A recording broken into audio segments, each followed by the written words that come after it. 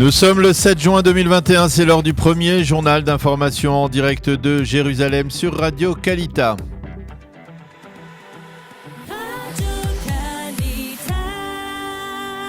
Nos studios à Jérusalem avec notre correspondant Daniel Haïk. Bonjour Daniel, et nous commençons ce journal par un développement inattendu. Le Hamas qui a diffusé hier soir un enregistrement d'une voix qui s'exprime en hébreu et qui serait, selon le mouvement terroriste, celle d'Avera Mengistu.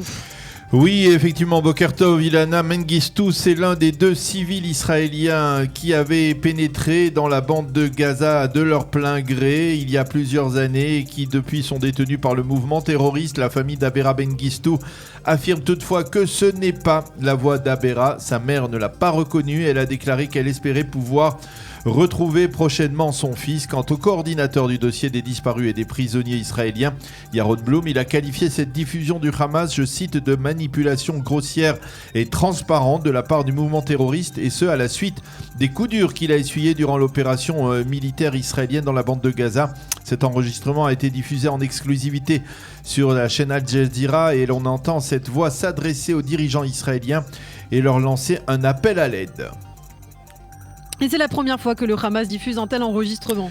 Oui, et cela pourrait s'inscrire dans le cadre des informations publiées ces derniers jours sur l'imminence d'un marché d'échange entre le Hamas et Israël. Ceci étant, en Israël, on continue de refuser le transfert de fonds du Qatar vers la bande de Gaza. Israël exige que les 15 millions de dollars mensuels venus du Qatar soient acheminés via l'autorité palestinienne ou via des organisations humanitaires internationales. Israël refuse que cet argent soit acheminé en espèces et souhaite qu'il soit viré directement dans les comptes des institutions palestiniennes. C'est cette semaine que cet argent doit être distribué. Cette incertitude fait grimper la tension. Et dans ce contexte, Mahmoud Abbas a donné hier un ordre qui pourrait lui porter préjudice. Oui, jugez plutôt, Ilana. Le président de l'autorité palestinienne a ordonné de verser la bagatelle de quelques 140 000 shekels à la famille d'un terroriste palestinien qui avait assassiné 2 citoyens israéliens, le Rav Nehemia Lavi et Aaron Bennett, lors d'un attentat au couteau dans la vieille ville de Jérusalem. Un attentat qui s'était produit il y a 6 ans au début de ce que l'on avait appelé l'intifada des couteaux. Le terroriste avait été abattu par les forces de police qui avaient accouru sur place très rapidement.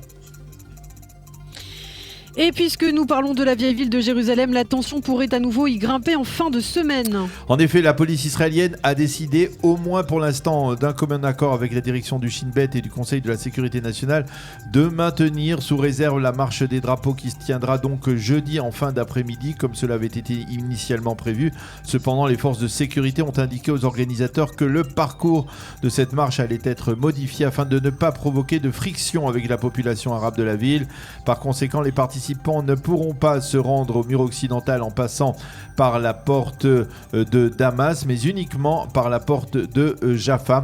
Le député Itamar Ben-Gvir du mouvement sioniste a fait savoir que si la police n'autorisait pas le parcours initial, eh bien il profiterait de son immunité parlementaire pour marcher en brandissant un drapeau bleu et blanc et pour passer par la porte de Damas. Selon lui, il n'est pas concevable qu'Israël cède au Hamas et permette au mouvement terroriste de fixer l'ordre du jour dans la capitale. Fin de citation.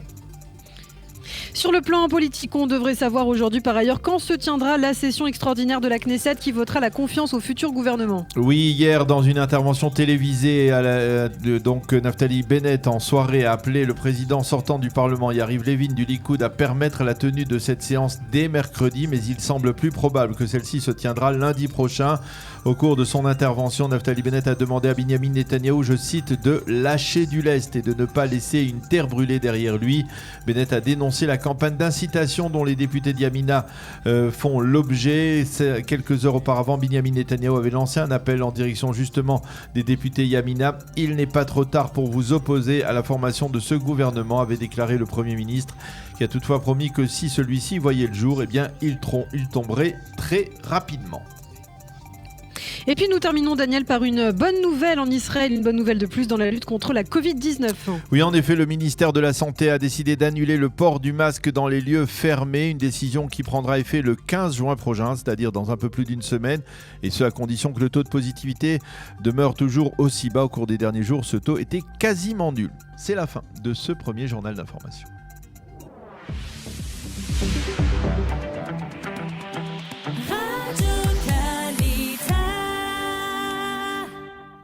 Une rapide page météo, augmentation des températures et temps ensoleillé sur l'ensemble du territoire israélien comme il s'y est en plein été. En été qui arrive, l'été arrive le 20 juin.